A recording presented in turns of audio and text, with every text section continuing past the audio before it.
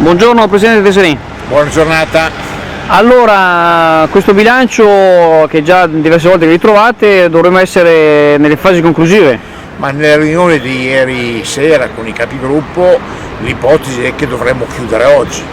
Ovviamente è un'ipotesi, nel senso che non abbiamo ancora definito nei dettagli il tutto, ma ormai le grandi linee del bilancio sono concluse. Per cui è prevedibile che oggi a una qualche ora, magari di notte, chiuderemo la partita del bilancio per il 2012.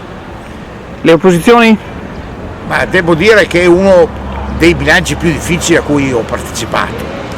Non è il primo, sono 22 i bilanci a cui ho partecipato in Regione. Complimenti Presidente. Grazie.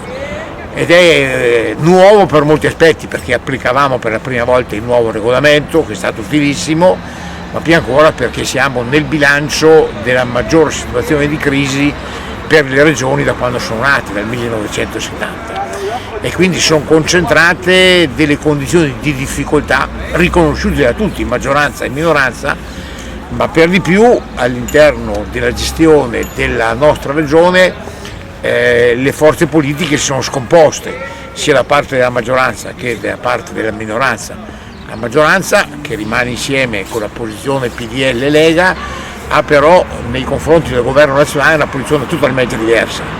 Il PDL sostiene il governo Monti ed è il più grande sostenitore del governo Monti, dall'altra parte invece la Lega è il più grande oppositore del governo Monti.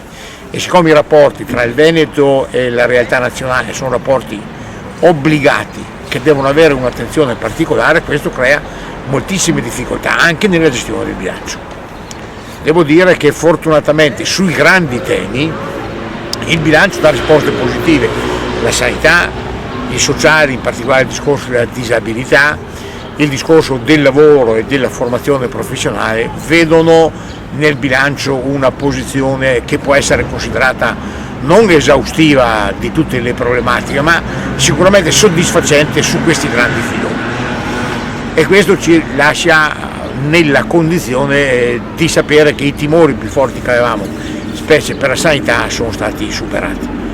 Restano aperte tutte le altre partite dove ci sono dei tagli, in alcune parti sopportabili, in altre parti molto molto pesanti. E dovremo, faccio riferimento per esempio al turismo, sapere che parte una politica diversa da prima in riferimento alle risorse disponibili per il concetto della promozione.